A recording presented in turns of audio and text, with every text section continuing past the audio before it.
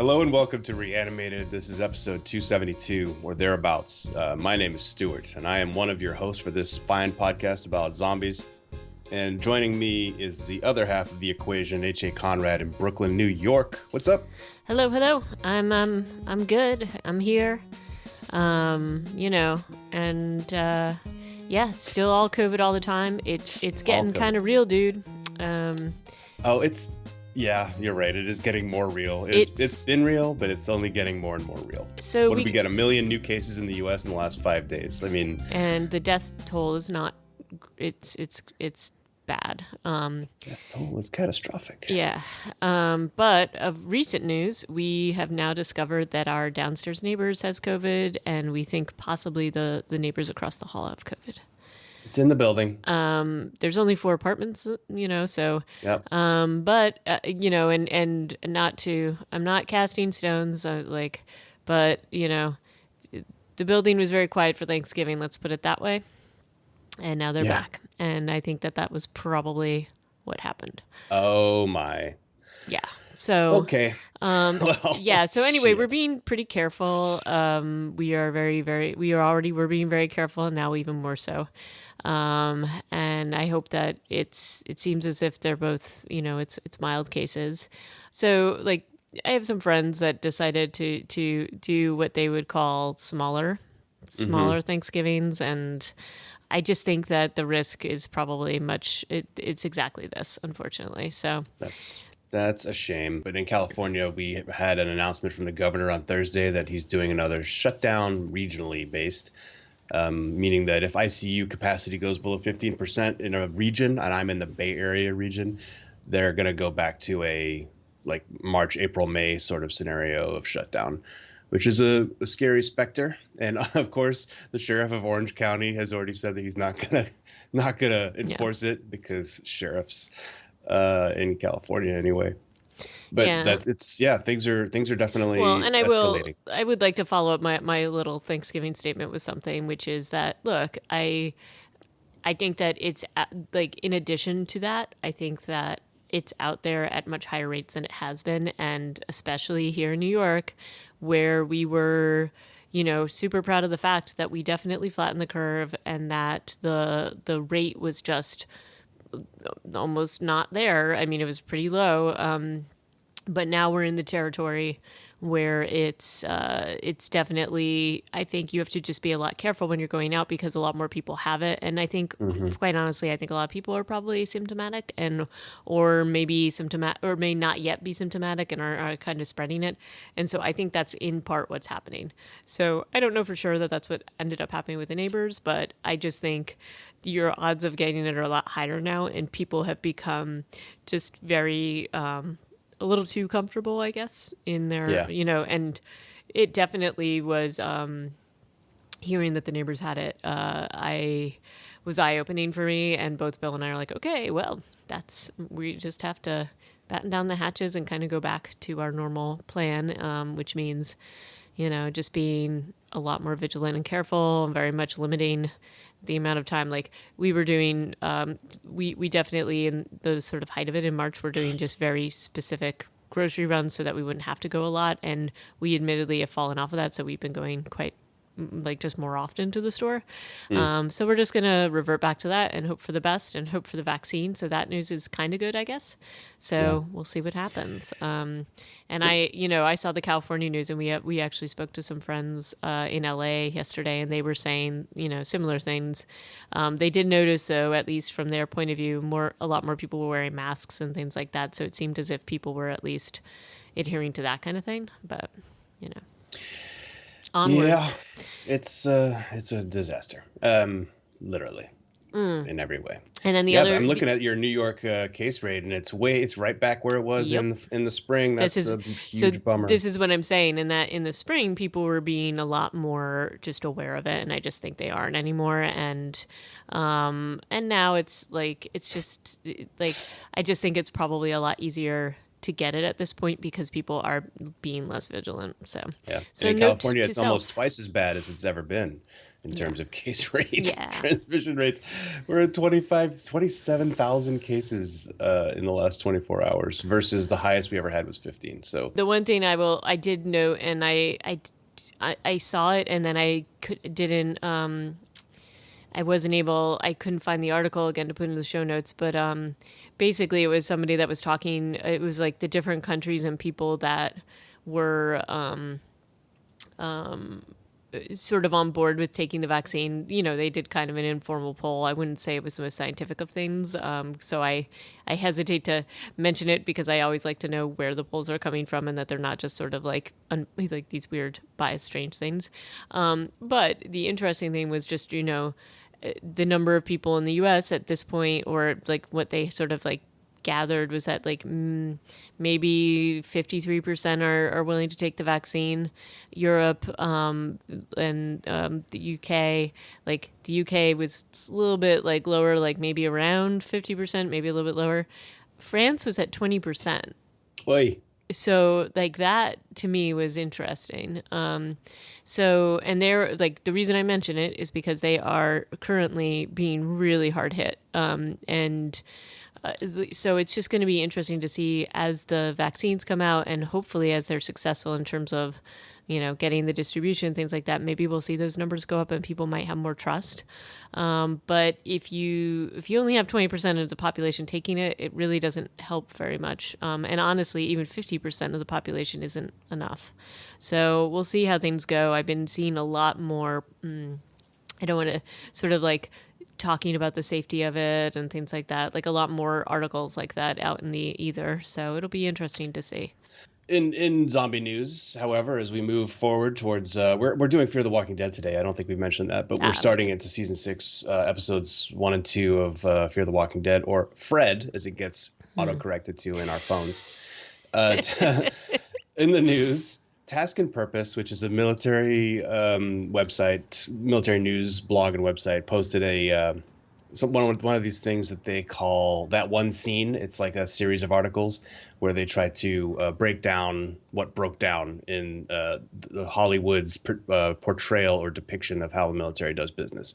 And the scene that they chose to have a look at, really the whole film in this article, is 28 weeks later, because it is, as they pointed out in the lead of this article, one of the few times that the military, the American military specifically, is put on screen in direct confrontation with zombies in a significant way. Like usually it's kind of, oh, they either saved the day or they got overrun so quickly we didn't really see much of it. In Fear the Walking Dead season 1, we see a little bit, but not nearly enough. And what we did see, I think, was a little bit lackluster. And as it turns out, Task and Purpose does not really think that 28 weeks later did the military justice in terms of tactics. They gave it pretty high marks for accurate gear. In terms of weapons, they then took marks away for lack of tactics. Things like putting snipers on top of really tall skyscrapers to shoot down into the city streets, where it's a much more difficult shot. Also, leaving, I forget the lady's name, but Dawn's wife, the asymptomatic carrier, leaving her completely unguarded to the extent that the janitor was able to get in there. Like why she should have been the most guarded person, as they say in the article, in the world. Yep. Just a laundry list of issues. Some of them very technical. Some of them just like that one, which was just common sense, but also be a short movie. And they also pointed out the lack of armor in London in the safe zone, because, again, if you just had a bunch of Bradley fighting vehicles with Bushmaster guns mounted on them, it would be a very short film also. So, you know, I appreciate that they're there to say, you know what, it would not be quite so much of a disaster. We could have taken care of this. Yeah, I do appreciate you that sort of appreciate perspective. that part. Yeah, I thought it was interesting they picked this film specifically, but I see their points about this. And honestly, like when watching that film, I did wonder a lot. It just felt like there were things that just didn't make sense tactically and how they had set things up. Again, I am clearly not the military expert that you are, but it just from a plot point of view, it seemed a little strange, just even how it all unfolded. And interestingly, the thing that bothered me the most was the fact that their carrier, she wasn't totally asymptomatic, but she was less symptomatic, I guess is a better way to put it. I think her symptoms were the result of being like completely on her own for the Right. last how many years or a long time. Right. But, I thought it was very strange that she was not the most guarded person because she was there. She's their potential cure. So I just thought that was really odd. But so that was kind of an interesting thing to say. Next up, which, definitely in line with what we're talking about today, is that Fear the Walking Dead was renewed for season 7, though it's a little bit mysterious about when this will be coming out. But, I'm not totally shocked that they did this. But we'll see what happens in the next season. Do you remember when Fear the Walking Dead used to get renewed before the first episode had even aired? That was a fairly regular occurrence, and now it's like, oh, they've wrapped on the first half of the season already. Mm-hmm. Well, I mean, I also think that there's a little bit of, I don't know, I don't want to say delay. I mean, look, it's productions right now are going to be a lot more difficult to undertake, and so maybe some of that's going on too, and they're just being super deliberate about renewing certain things and knowing that they've got the audience and the money to do it. Not that they wouldn't have the money, but that makes sense to me. And again, in line with some of the things we're talking about today, and weirdly, I was thinking about this particular thing before I saw that there were a couple of rumors out there. And I think these have been swirling, honestly, since she left the show. But there's been a few rumors, just a couple of things, and tough to say whether it's conjecture or not, but about the potential Madison Clark returning. And, you and I both talked about this when she left the show because they never showed a body. Yep. That whole episode was a garbage fire. Oh, yeah. Like the entire colony, other than her children, was killed basically, and you never saw any of it, really. Yeah, and so, I mean, I personally thought it was just their really awkward way of having her reappear later. And there was a lot of controversy because people were pretty upset that she was taken from the show, and then including Kim Dickens. Yeah, and I was about to say she was clearly upset. So I don't know if this is real or not. The longest con. Yeah, maybe it is, because if it was, good job acting, Kim Dickens, in real life even. In real life, yeah. But we'll see what happens with that. It wouldn't shock me, honestly, if they did bring her back. They faced enough negative feedback from that, which was their first season as showrunners, that it strikes me as a little bit as pandering.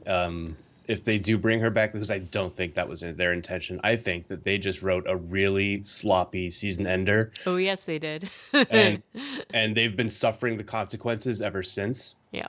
And if they do bring her back, it will purely be because they feel like they need to get the audience back on their side, which they haven't been since that season. Right. And you know what? It gives Kim Dickens some leverage to negotiate, hopefully a pretty fat contract. So I kind of hope for her sake that it happens, because I really like her. So I think she's a fantastic actor, and I would love to see her back. I thought they left this in a bad place, and I honestly really would love to see her and Strand reunited. I think that would be a lot of fun. But anyway, let's jump into these 2 episodes. Not shockingly, the season premiere is a Morgan-based episode called "The End Is the Beginning," which we saw hinted in that wonderful Thanksgiving, I don't know, photo collage, whatever you want to call it. Right. And it is an episode that is fully Morgan-centered. And Nicholas Cantu said the end is didn't he? The end is the beginning during one of the last episodes of The World Beyond. Yes, definitely. So we have that going on too. And this is a little, like we're left with, Morgan kind of bleeding out. So, we kind of figured that this might be where they started off. I admit I wasn't sure that they were going to give it to us immediately. I thought there might be a little bit of like, is he dead or isn't, all that stuff. And they threw a little bit of a wrench into this. But we've got, a bearded Morgan, so we know that time has passed enough. Then this is also after the cold open, which features Emil and his bloodhound Yeah, Rufus, yeah, which we don't know. We only really know Rufus's name and the name of the guy who he's hunting. I forget what his name was, but it's an extremely reminiscent scene of John Dory meeting Morgan. yep. Don't you think? I mean, it's Oh, basically like totally. It's just an shot for opposite. shot It's an almost. opposite end, I Yeah, guess. it's like, what if John Dory was a bounty hunter Yeah. who What if Sean Torrey was evil? But yeah. So it's basically Emil is a bounty hunter that he's got a very cool costume. Yeah, And he's got a cool bloodhound. And yeah, he basically, for money, goes and tracks down people. In this case, I forget the name of the dude, but tracked him down, offers that him some key. beans, makes him feel comfortable, won't give up Hmm. the secret recipe, even though he's going to kill him, which I think He's is so dirty evil. Like pool. this dude has no good evil radar, obviously. I know, but like, man, like just tell the man that it's Tabasco. You knew you were going to behead him. Just give him a little something. Yeah. This And dude's name, the actor is Demetrius Gross, and I recognize him from Justified. He had a interesting role in that show. He was also in Heroes and Banshee. He's had some pretty good premiere or good TV uh, appearances. This is another one, and he's a good character. I kind of wish he'd stuck around longer. yeah. And Emil steals a key from around his neck before he puts his head in a box with And his gets a name on call it. from Virginia, who's apparently only one of his clients. So the key is not for the key. The key is not for the key people. Sorry, the key is for some guys, the guys who are spray painting on the boat that we see at the beginning and at the end of the episode, Yeah, which is kind of interesting. And she's basically bribing him with gas because that is now an asset that she has thanks to last season. yeah. And she wants him to get Morgan with his bloodhound. So, one of the things that bothers me, not about Emil, but just about the storyline in general, it's like, how is he even finding Morgan I out mean, in the middle of nowhere? seriously. Come on. Is he a zombie or is he dead? I don't know. And he's like, well, you'll find out soon. I'm like, where are you starting exactly? Yeah. You're just in Texas. You're just gonna do this for the entire state of Texas. And somehow by the time he catches up to Morgan, because I don't know, he does. He apparently Rufus has his scent somehow. And Yeah, it's a little strange. maybe Virginia has given him something that she had, a keepsake, but I don't know what that could be. It's possible, but I don't know. It seemed a little far-fetched to me, but I think I just mention it because it's one of those things where it's like Hmm. you have these characters looking for each other in these massive Oh, land Texas. areas, and suddenly they find them, and it's like, Yeah. really? Come on. But in any case, before Emil catches up with Morgan, we've got Morgan, in a limo with his eyes red like a zombie. He's been injured. Hmm. He still has a shot. He's got like dead arm. He's got dead arm. He's still bleeding. Look, his shirt is like mostly blood. Yep. And this is, according to the Wikipedia, I don't know that this was explained, but he has, yeah, well, it's because of the beard, I guess. It's been several weeks since he was shot. Yeah. And the wound is Festering. not doing so good.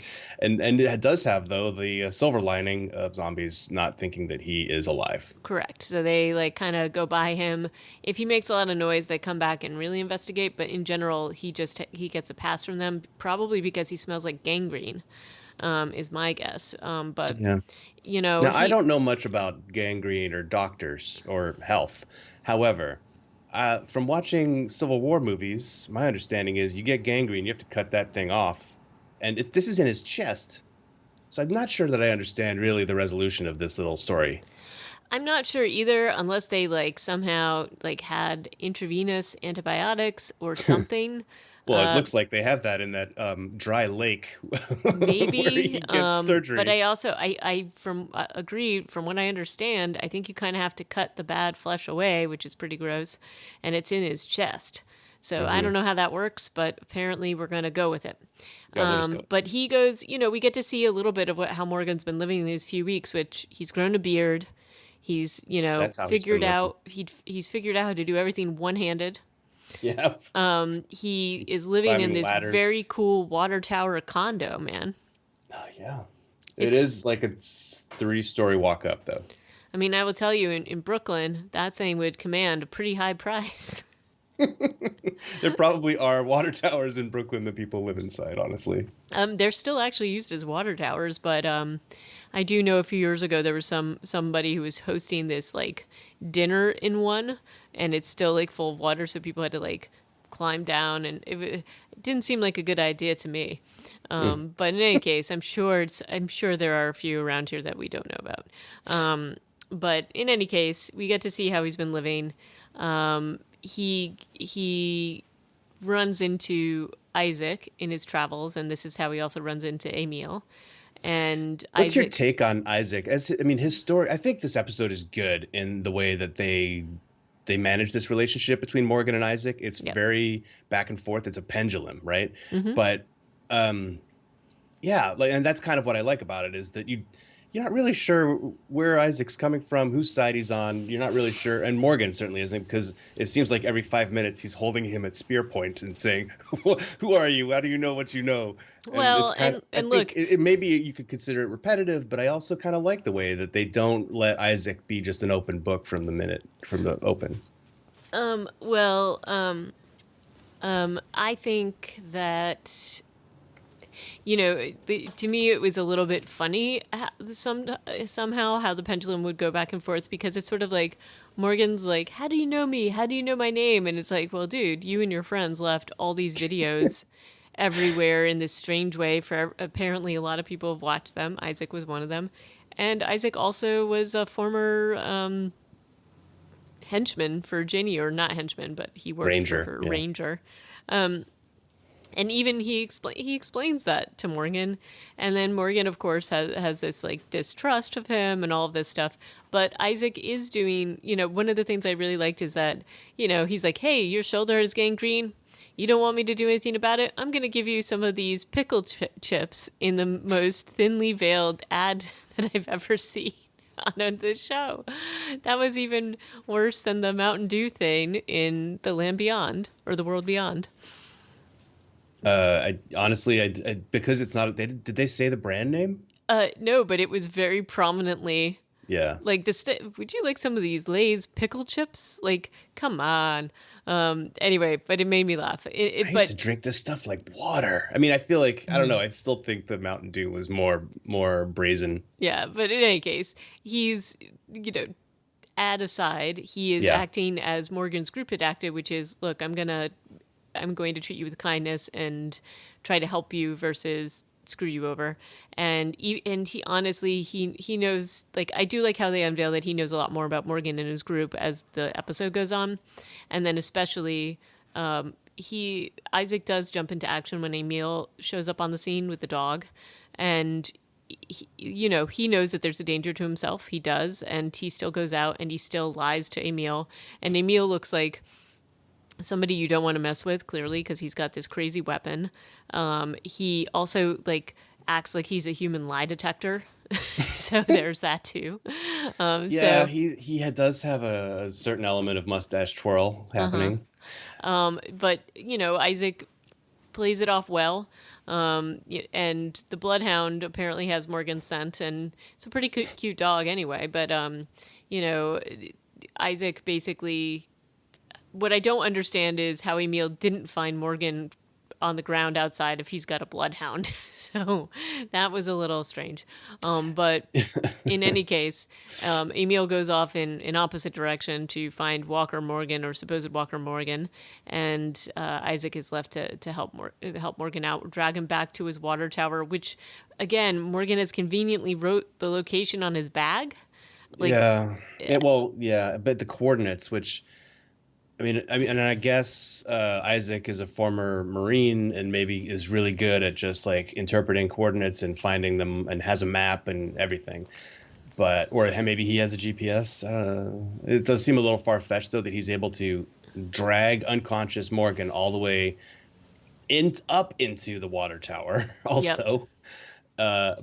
And then, like, just moments before Emil catches up to them. If anything, Emil would have caught up with them on the way there. But also Isaac is pointing a gun at Morgan when this happens. So the pendulum has swung all the way Yeah. to the other side Well, in and this also, scene. again, I was like, how do you carry a man that's totally passed out up a water tower ladder like that?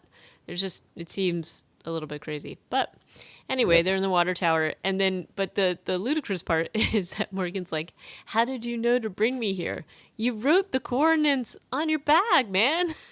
Of course he figured out how to get you there. I mean, he's basically three-quarters dead, I so know, he I gets a know. pass for silly stuff. But more, yeah, it's more that how could Isaac have gotten him there, especially when Isaac, spoiler alert, is also three-quarters dead, probably. Yes. Maybe not all the way because he's been bitten, and we Yep. know that people who get bitten have a fever, they feel like terrible. So I'm not sure, and they don't really play that hand or show that hand until the fight outside the dam, Yeah. when suddenly he's holding his side. Yep. But yeah, And again, it felt reminiscent of the of another secret bite happening. on the chest area for a Yes, certain young man that we a certain rip. young man that you may all remember, named Carl. Yep. But it just, at least they said that it didn't happen in the fight that we saw, because I was like, when would that have happened? Come on. Yeah. But anyway, I I digress. kind of like Isaac's fighting style too. I It's do it's like very Isaac's. flaily. It's He's always flaily, but it's also up close. Like, he waits for them to yeah. get really close, and then he just takes them out, which I think, He just has a little knife. He just stabs them all in the head, but he kind of like whips around in a yep, circle of walkers, and yeah. it's just yeah, he's got a lot of energy. This guy for a dying man. But in any case, I mean, he convinces Morgan, not in a in a moment. Morgan's not going to go with him until Emil knocks down his water tower condo hideout, and then somehow, I mean, they do shoot Emil in the arm, and then they manage to steal his Yeah, truck, and even when they so they steal the truck and they're like taking off, the truck is really well equipped yeah, with a and then they just lot of leave it. stuff. And then they let a little like log in the way stand in their way of taking the truck further, which I thought was also kind of crazy. Yeah, But again, it continues them on their journey. And, it turns out that Isaac just really needs Morgan's help, even though Morgan is half dead and like just sort of half zombified. hmm And this doesn't deter Isaac. Isaac still thinks he's a good bet and a better bet than other things, because he yeah. can sort of He's out of make. choices. Isaac is like, you are okay. I know about you because of your legend from your VHS collection. Also, you're literally the only other person who's alive who isn't going to try and chop my head off. So, Right. you better walk through the crowd of zombies. But then the plan doesn't even go as planned. No. And I don't know And that it could have, honestly, because yeah. there's just so many of them. And I think that they probably still would have followed Morgan through.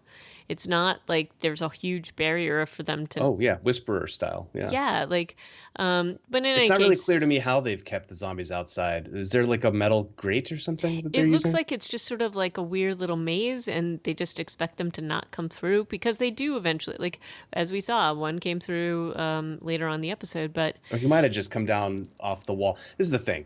This location that Isaac is set up in, because it looks like a lake on the map, he's like, no one's ever gonna find it. And it's perfectly safe. And I'm like, it's not defensible, nope. because and if a horde wanders by and they don't follow map directions, they'll just pour into the basin of this empty lake, and it'll be full of zombies. This doesn't seem like a smart place, but okay. And that's Yeah. just where we're at. And the other thing that sort of worried me about Isaac's thinking is that you're going to send Morgan in to take care of your pregnant wife who's just about in labor, and he's half dead too. So what if he turns into a zombie? She can't defend herself if she's, Yep. going through Yeah. that.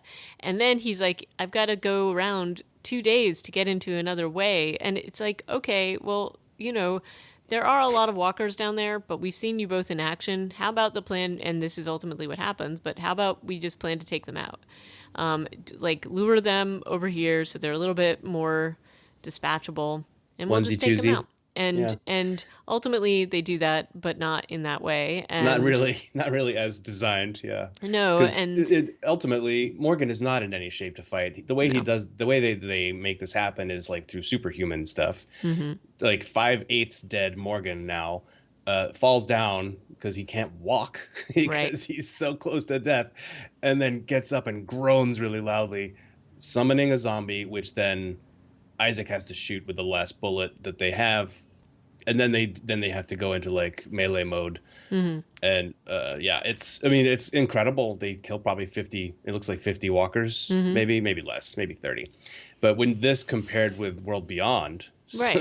Well, levels actually, of that's exactly ineptitude. what I was thinking. I mean, we don't like World Beyond. They're so much slower. There's so fewer, and yet in this, they're able to take out this. And again, they're both people that have been trained for this, but still. Yeah, but it's that scene where they're trying to get across the Mississippi, and Felix and Huck are like, "Oh, we better run." And it's Yeah. like 12 zombies. You're just like, Hmm. "Wait, are you guys okay?" Yeah, this is clearly the C team. The Yep. third spinoff does not have the same kind of power, and that's one of the things that actually kept resonating with me as I watched this episode was that Isaac and Morgan, despite their clear handicaps at this point, well, they're both dying. They are the most badass because they've been alive in the zombie apocalypse for 10 years, Yep. probably. Like we have to, yeah, this is the same timeline as all both other shows. Yep. They are superheroes in the zombie Hmm. apocalypse, and so even as disabled as they both are through wounds, massive superheroes. And I kind of like that element of it. Actually, it's kind of like it's like a Marvel story. It's like, wow, Well, I like it too, and actually, it even it resonated with me as well, and really made me just even honestly a little bit more angry about the way that they took or annoyed. I guess not angry. That's too strong a word, but the World Beyond. I just thought it was okay. You can't. You can't have these people that are supposedly combat ready and doing the same things and having it this way versus this way. It just doesn't seem to be consistent across the shows because at least with Fear the Walking Dead, their fighting style and their prowess is the same as in the original show for the most part. So yeah. I really found that missing in The World Beyond, and it isn't just because they're kids; it's how they're writing the show. So And I'm not even lumping the kids in. The kids should be judged also, but even their caretakers were oh yeah, no, not nearly Huck on and Morgan's Felix are level. supposedly their best, and look at what they're doing. This is sort of weird. Let's get back to Not the show, not I to stay guess. on World Beyond. Yeah. But so we have Morgan and Isaac back in the land of the dead or whatever this weird little flooded town is or non-flooded town. And his Isaac's wife is giving birth. Basically, Morgan is like, "Okay, I did my duty. This is what I was supposed to do." He Oh admits yeah, that that some, speech. Those speeches always kind of tick me off. I'm yeah, just like, I thought I was supposed to do the water tower. I thought that was my purpose, but maybe it was to get you here. And I just wanna. I'm rolling my eyes. Morgan always twitches when he's going to have a purpose. He's always kind of strange that way. But anyway, he knows that Emil is going to look for them, and honestly, I think that's right. So he wants to get away and not lead him to them, which too late because the Bloodhound is a Bloodhound, and Emil is also a Bloodhound and has caught up with him. Because he actually says, "I can smell you from like 100 feet away," Yeah, which well, maybe if that's true, I can't imagine anybody smells too good in the zombie apocalypse. But yeah. Morgan must smell extra funky. But the battle of the wills ensues. Isaac gets in on the case. Well, Morgan's done. He's like, I surrender. Just please leave these nice people Yeah, alone because I'm now 7/8 dead. yeah, And he kneels down and puts down his stick, and it's really Isaac who forces the issue because Isaac knows, or Isaac suspects, that he can save Morgan's life and yep. that his life is definitely over. And he's like, well, I What? think the gamble makes sense from my perspective. So Yep. the one thing that's a little odd about this, I mean, yeah, it's unrealistic that they would be able to take out Emil, although Emil was shot. And I do have a bit of umbrage with the fact that he's still able to swing that axe around Uh with huh. both Yeah. hands as he Agreed. does when he was shot in the bicep. Yeah. Like, That's pretty hard. I don't think you're using that arm for the rest of the day, at Nope. least. And yet here we are that night, and he's swinging his axe around with using his right hand. Mm-hmm. So maybe that would explain the fact that Morgan was able to defeat him, but they don't really show that in the choreography. Nope, and they definitely don't show that he's feeling any pain in that arm, which I thought was weird. He's just like an automaton. Right. But ultimately, they defeat Emil. Morgan finds the key that Emil had around his neck, so, nice symmetry there. We're going to definitely come back and visit that storyline later. Yep. And then Isaac explains basically that he's Dead Man Walking and that he wants Morgan to lead all the people and have them live there. And Morgan is just like, I don't know, I'm just kind of done or whatever. And Morgan's kind of passed out. And when he comes to, he's had his bullet removed. Yep. Emil's wife is sitting there looking at him. Isaac's wife. Or sorry, Isaac's wife, rather. Emil's wife. We don't know her. We don't even story. know if Emil has a wife or a husband. Home, yeah. But she's looking at him. The dog is all excited about him, which apparently, that's pretty excited for. Oh, maybe Rufus was the dog under the Thanksgiving Day table. Oh, maybe. Yeah, actually, that makes sense. Could have been. It kind of looked like a retriever, but it could have been a bloodhound. But in any case, of course, the inevitable, where's Isaac? And Isaac is dead, and she's buried completely off screen, and no coup de grace from pregnant Rachel, or not pregnant anymore Rachel. That was kind of interesting. So the whole, again, with this, going back a little bit, the setup with Rachel, where Isaac has left her is in it's like there's 3 walls standing of this, or maybe 4 walls, but no roof. I don't know if there was a tarp overhead. There's no door. There's no window. Yeah. And as we see this scene, zombies are still walking around in the bottom of this lake bed, even though it's super duper safe, according to Isaac.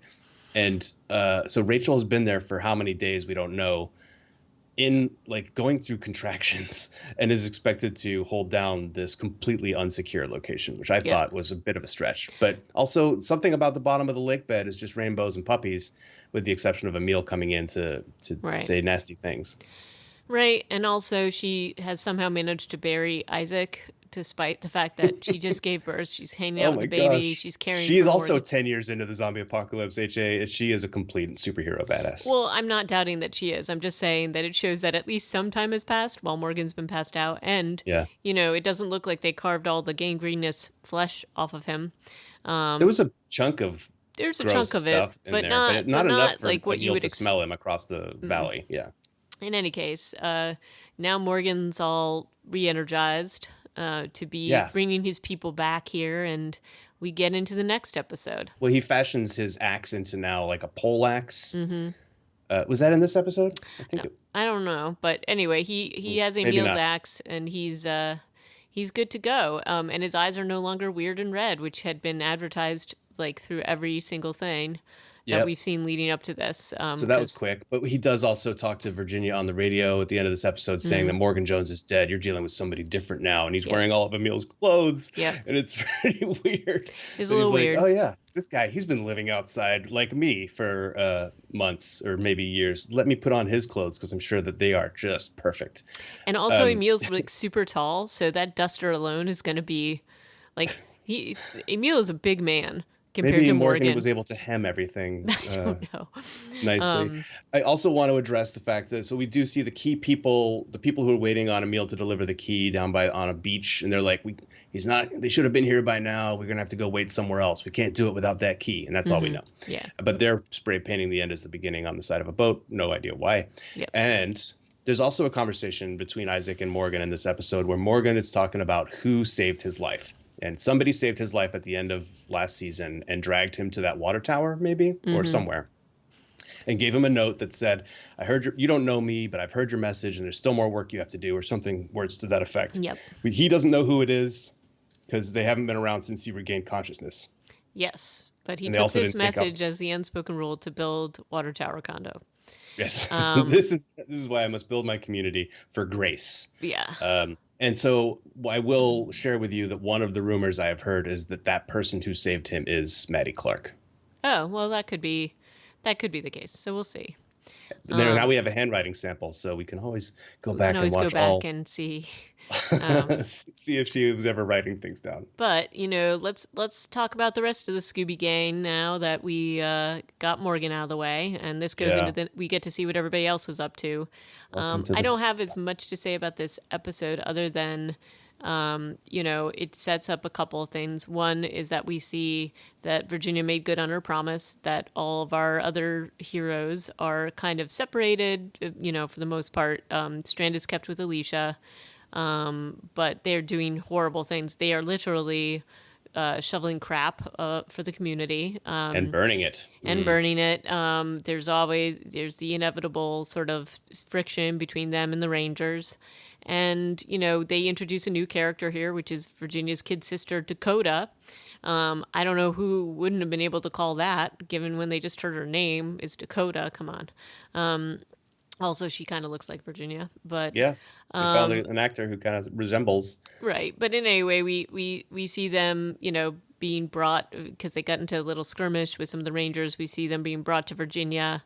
Prior to this, there was the cold open where we saw a bunch of, I guess, prisoners from the community being told to take out some walkers. There was it was a pretty ridiculous set piece, I thought, which, with this sort of garage door that just wouldn't stay up or down, and conveniently people would be sliding around. Like, it just didn't seem like it seemed like maybe you just open it a little bit and let them come out one at a time, and then you can take them out.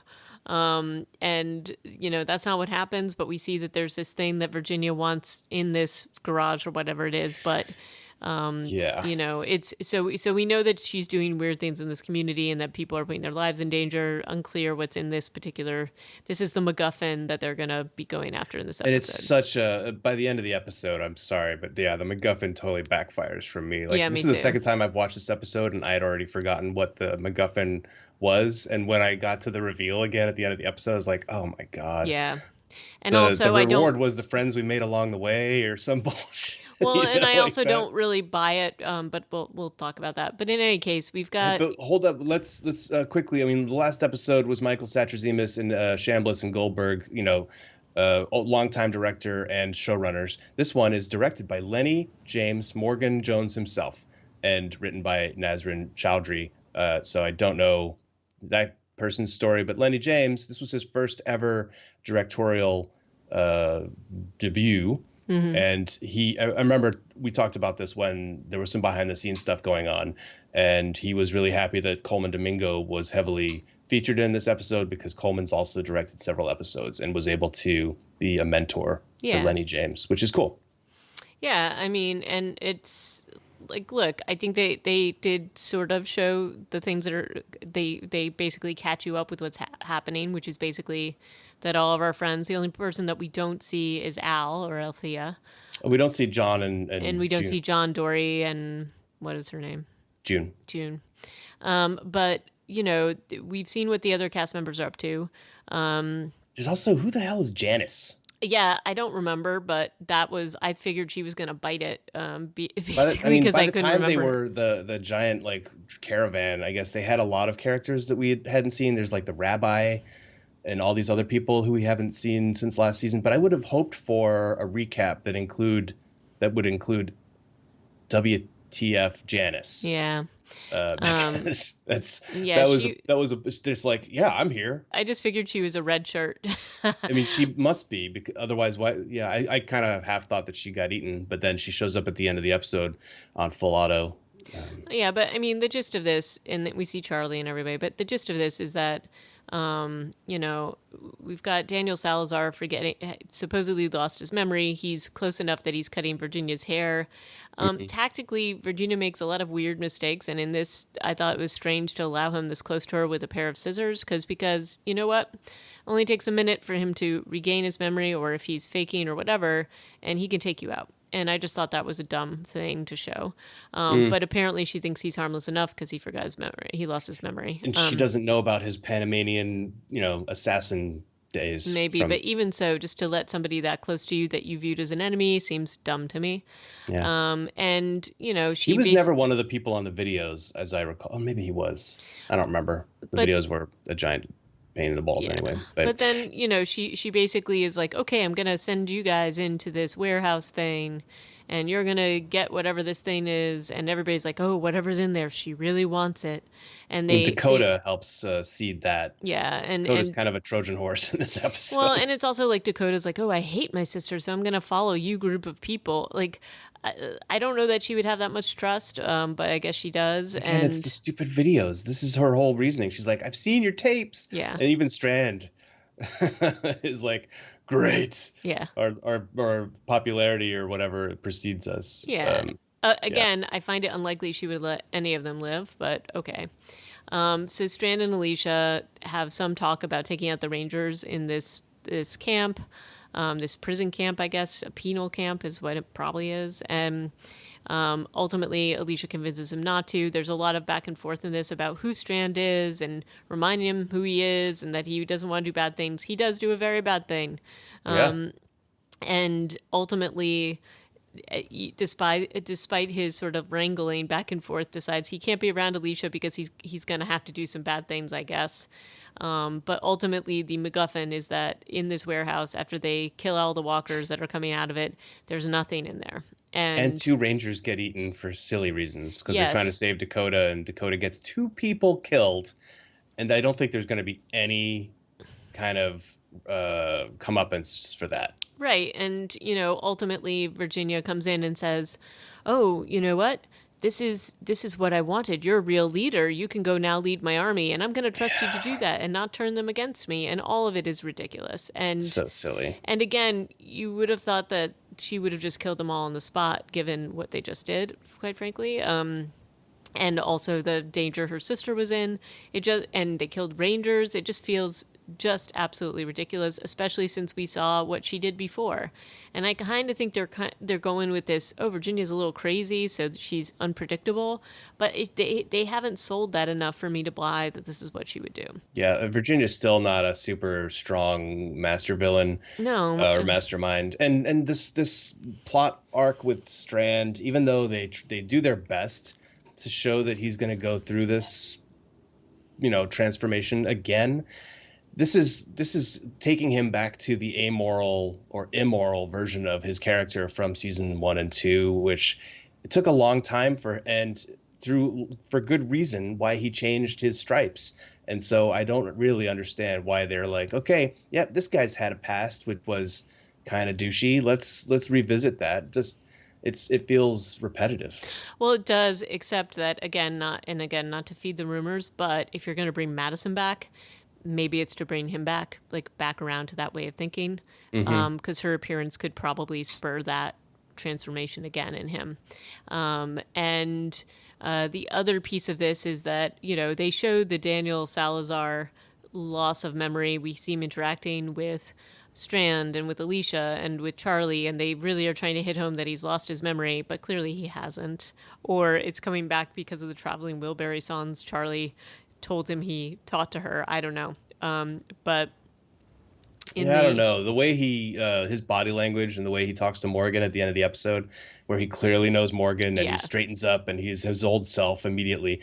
I think he just doesn't trust Strand further than he could throw him, and he doesn't want to show him that he's fully in control. Well, and I guess he doesn't trust Charlie or Alicia either, or he's just not alone with Alicia ever. So well, I don't think he wants to put them in danger, and I think he's willing to put himself in danger, and we've seen this with Daniel Salazar before. Like, he does care about Charlie. He's not going to put her in danger. He would take this on himself, and also he's been basically gathering information from Virginia because he says when Morgan makes his appearance, he's like, oh, I thought you were the one she was looking for. And so I think it's more he's decided he doesn't want to put the rest of the group. Maybe he doesn't trust Strand, but he does trust Alicia and he does trust Charlie. And I think he just doesn't want them in the way and he views himself as a person who is better able to deal with that. So figures if they're away and safe, that's just how he's going to go with it. It's a little absurd that Dakota is like, okay, there's a weapon or something inside this warehouse, and it's because Virginia is looking for somebody and she wants this weapon to fight them. And then it's like the thing is, her general for her new army, which she already has an army. We've seen it. It's like 100+ people strong, and they're crack shots on horseback and they can all get headshots. It's ridiculous. Yeah. So I don't think she needs an army. But the fact that she thinks she needs one for Morgan Jones, well, I mean, maybe she does because he's a superhero, as we've established. But it does feel like a little bit of a small goal for a community as big as hers is supposedly, right? Yeah. Like, shouldn't she? They should have some geopolitical element. I feel like that would have made me more interested in this. Yeah. If it was like, oh, there's another community that we are at odds with, and we need more fighting men. Like, I would have been more into that idea, I guess. Than Yeah. this is really just about a manhunt for a guy who's more than likely dead, except that she did hear him talk to her on the radio. Right. And she basically tells Strand to be out, be ready, and when she calls him and his new army better be ready. And that just seems a little vague to me. But he basically just says, okay, I'm going to go do this army on my own. All my friends are going to go off to these different things because I don't want them to get hurt. Or I need to be a different person, and you remind me of who I used to be.